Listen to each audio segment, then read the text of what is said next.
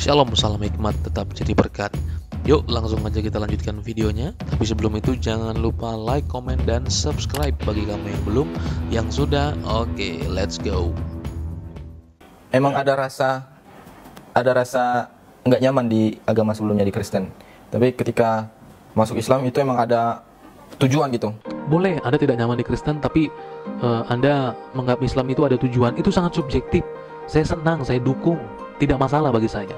Ya, berarti Anda sekarang bisa menemukan kehidupan cara pandang yang berbeda dengan pilihan Anda. No problem.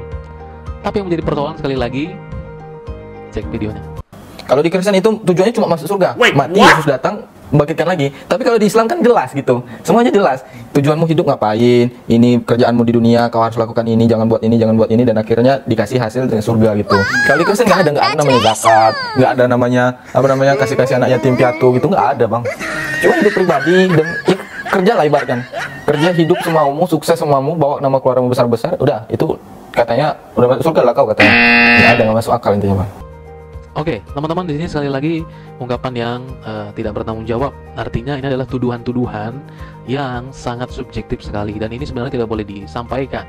Saya juga baru dengar ada Kristen yang seperti itu. Kemudian benar pastilah kau masuk surga. Ini kalau mau jawaban dengan jawaban anak-anak, sebenarnya ungkapan Anda ini adalah salah. Kalau Anda tadi bilang ke di Kristen itu tujuannya apa? Cuma masuk surga, nanti dibangkitkan, ya hidup, bekerja, nah itu. Terus kemudian Anda bilang, kalau Islam kan jelas, harus begini, harus begini, harus begini. Itu kalau mau dijawab sesuai dengan jawaban anak-anak, justru Kristen yang jelas kan? Tuhan datang dapat surga, kan jelas kalau mau kita ngomong sepele. Tapi itu jawaban anak-anak. Sehingga dari jawaban anak-anak aja, Anda itu sudah berkata hal yang salah. Nah, tapi yang mau saya bahas, yang serius ini begini, teman-teman. Ungkapan Anda itu adalah hal yang sangat salah sekali. Oke, kalau ada pertanyaan sederhana nih, bagaimana caranya Islam yakin dia masuk surga?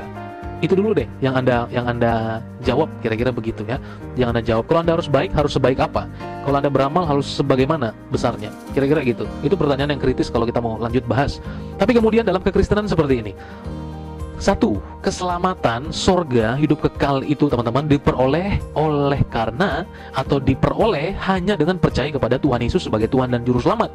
Hidup yang kekal itu diperoleh dan hanya dengan mengaku Yesus Kristus adalah Tuhan dan Juru Selamat secara pribadi. Kisah Para Rasul 4 ayat 12 berkata demikian. Dan keselamatan tidak ada di dalam siapapun juga selain di dalam Dia.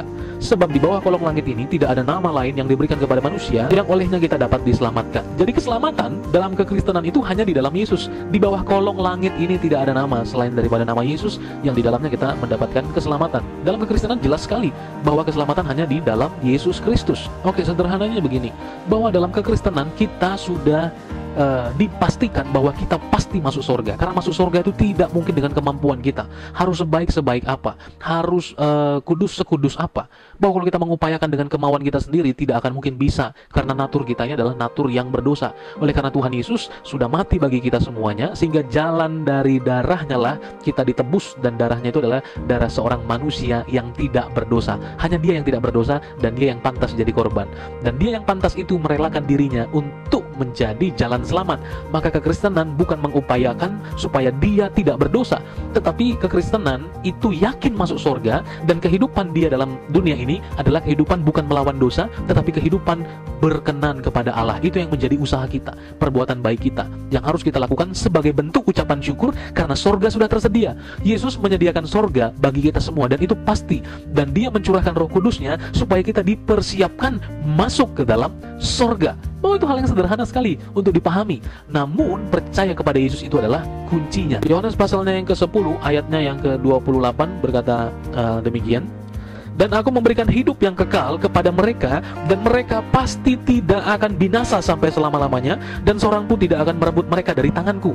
Ini ungkapan yang sangat jelas sekali. Saya belum pernah mendengar seseorang yang sungguh-sungguh mengasihi, yaitu Tuhan Allah sendiri, berkata bahwa dengan jelas yang percaya kepadanya pasti tidak akan binasa. Maka kekristenan percaya sekali bahwa keselamatan itu hanya di dalam Yesus Kristus Tuhan Allah, bukan karena perbuatan kita. Terus berbuat baik untuk apa? Itu sebagai bentuk ucapan syukur kita. Dan kita, selagi kita menanti kedatangannya, kita hidup bukan hidup sembarangan, tapi hidup dalam firman-Nya, hidup sungguh-sungguh mengenal pribadinya. Maka kalau kita baca juga Yohanes pasal yang ke-8 ayatnya yang ke-31 berkata demikian. Maka katanya kepada orang-orang Yahudi yang percaya kepadanya, jikalau kamu tetap dalam firman-Ku, kamu benar-benar adalah murid-Ku, Jadi salah satu contoh Kristen yang sejati adalah kita tetap tinggal dalam firman-Nya. Itu tetap tinggal dalam firman-Nya. Maka orang-orang yang adalah sudah percaya kepada Kristus, sungguh-sungguh dia tidak akan membiarkan dirinya diperdayai oleh iblis. Paling tidak dia berusaha berjuang mengikis hal-hal yang jahat dalam hidupnya sesuai dengan firman Tuhan. Pikulah kuk, karena kuk yang diberikan kepada kita itu ringan sekali. Kita tidak perlu mati bagi dosa-dosa kita, karena sudah ada yang menggantikan. Maka untuk percaya kepada Yesus, hidup dalam firman, itu ringan sekali. Nah, maka teman-teman kasihlah nama Tuhan Yesus Kristus. Jadi Kristen sejati seperti itu. Dalam Filipi pasalnya yang ketiga ayat 17 dan 21 di situ berkata bahwa karena kita ini adalah warga kerajaan sorga. Jadi sebagaimana kita hidup di dunia ini, belajar bagaimana nanti ketika kita hidup di dalam sana. Jadi pada saat kita sebagai orang percaya, kita di sini hidup dituntun sesuai dengan firman Tuhan, Roh Kudus menuntun kita, tidak mungkin dituntun kepada hal-hal dosa. Sudah keselamatanmu pasti terjamin, keselamatanmu pasti ini, hidup dalam tidak mungkin. Tuhan pasti akan tuntun kita bagaimana kita hidup berkenan kepada Tuhan. Prinsip surgawi itu kasih, tidak ada kedagingan, tidak ada hawa nafsu seks. Maka kasih yang sejati dari Yesus itu teraplikasi sejak kita masih tinggal di dalam dunia ini. Istri cukup satu untuk satu orang, satu untuk selamanya. Yakobus 1 ayat 27 berkata kepada kita begini, bahwa ibadah yang murni dan yang tak bercacat di hadapan Allah Bapa kita ialah mengunjungi yatim piatu dan janda-janda dalam kesusahan mereka dan menjaga supaya dirinya sendiri tidak dicemarkan oleh dunia. Jangan Anda katakan tidak ada zakat, tidak ada ini, tidak ada berikan beramal. Hidup pribadi Anda salah. Jadi Anda katam baca Alkitab itu Anda melewatkan ayat ini, atau sebenarnya Anda tidak pernah katam. Oke, teman-teman yang kasih nama Tuhan Yesus Kristus, Alkitab mencatat bahwa ibadah yang sejati mengunjungi janda-janda, kemudian memberikan pertolongan, dan juga anak yatim, itu nilainya luar biasa di hadapan Tuhan. Sholat sama beda banget sama waktu kita ke gereja gitu. Kalau kita ke gereja itu nyembah patung, Bang. Nyembah patung ya kan, sama orang bodoh nyembah patung sebenarnya. Ada gempa juga gak selamat kita ya kan, patung itu juga hancur gitu kira-kira. Oke, seperti orang bodoh yang menyembah patung. Kita menganalisa begini ya, dia lahir di HKBP, bergereja di HKBP, sampai SMP dimasukkan di gereja Advent. Kita analisa berarti gereja Advent dan gereja HKBP. Di HKBP itu tidak ada patung sama sekali, serius. Teman-teman boleh masuk deh ke gereja HKBP. Sepertinya itu tidak ada patung sama sekali di sana. Maka apakah yang Anda maksud gereja HKBP itu gereja yang bodoh? Kemudian kita lihat mengenai Advent. Saya juga pernah sekolah di Advent dan masuk di gereja Advent dalam pendidikan. Tapi saya tidak menemukan patung sedikit pun di sana. Apakah Anda maksud gereja Advent itu bodoh?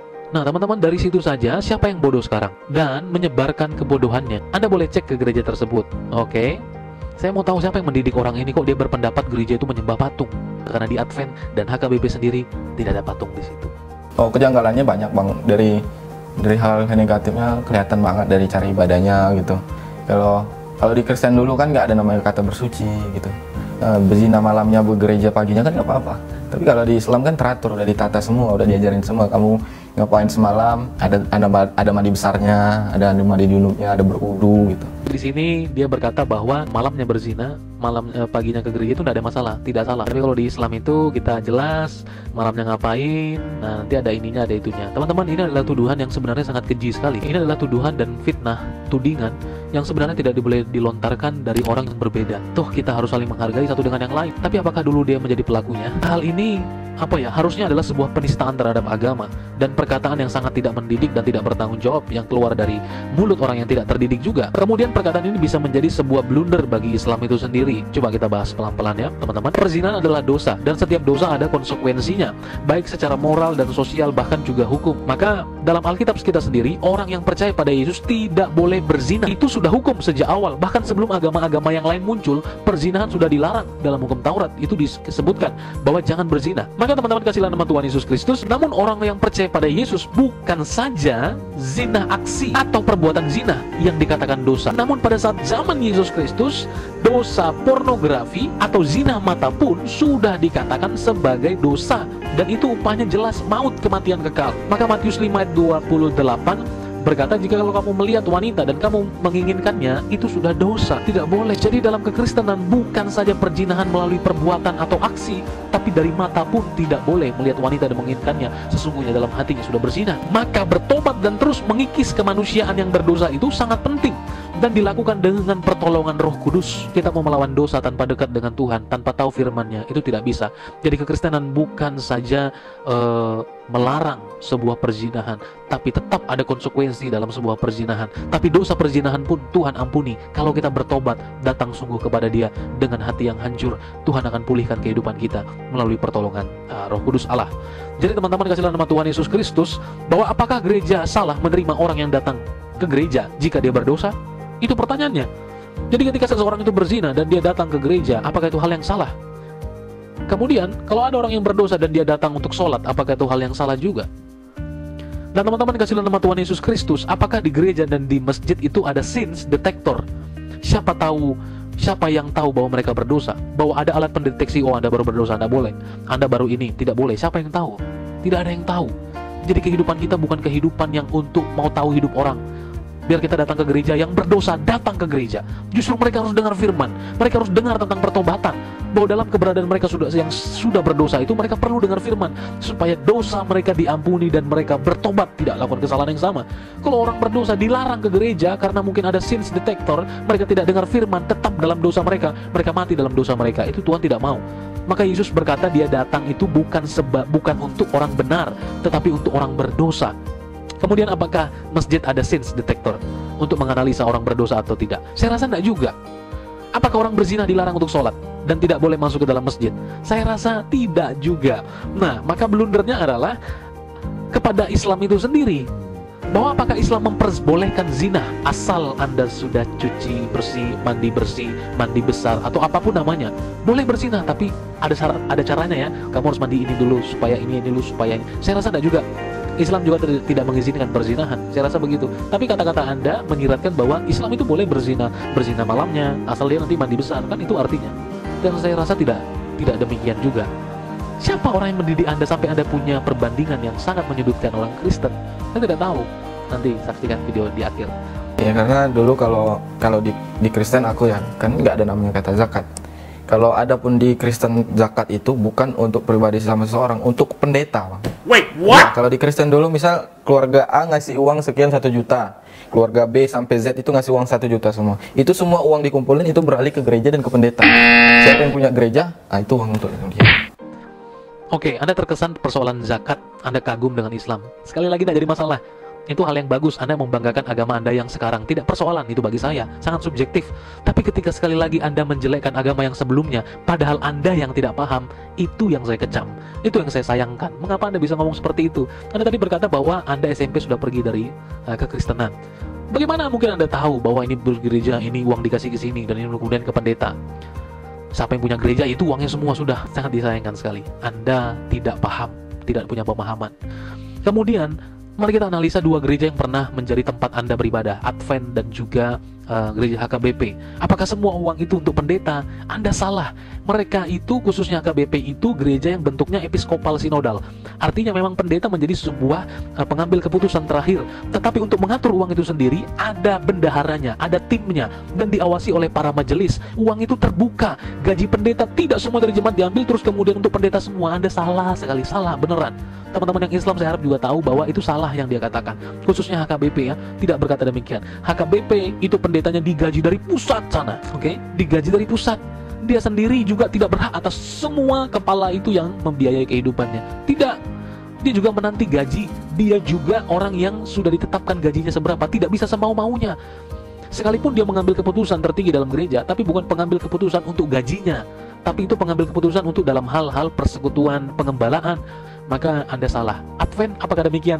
Itu pun tidak juga. Keuangan betul-betul terbuka, diawasi. Keuangan sungguh-sungguh diperhatikan dengan baik. Dan pendeta itu sendiri tidak digaji mengambil uang semua jemaat dikasih kepada dia karena dia yang punya gereja itu. HKBP bukan gereja independen. Mereka tidak punya gaya, siapa pendetanya, itu uangnya semua buat dia. Anda salah. Ini adalah sebuah penistaan sebenarnya. Teman-teman, mengapa dia menjadi seperti ini? Katanya dia bahwa dia melihat Kristen itu begini, Kristen itu begitu, Kristen ini begini. Nggak benar, kurang baik dan sebagainya. Anda menggunakan standar ganda. Ini yang Anda sampaikan tentang Islam. Semua teman-teman saya itu subhanallah, semua ya Islam, tapi nggak menunjukkan kepribadinya yang Islam. Tapi mulai dari situ saya berpikir, banyak-banyak nonton video, jangan lihat Islam itu dari orangnya. Oke, Anda sudah sampaikan, jangan lihat Islam itu dari orangnya, dari ini, tapi belajar sendiri. Mengapa Anda waktu di Kristen tidak berkata demikian? Anda sudah menggunakan standar ganda.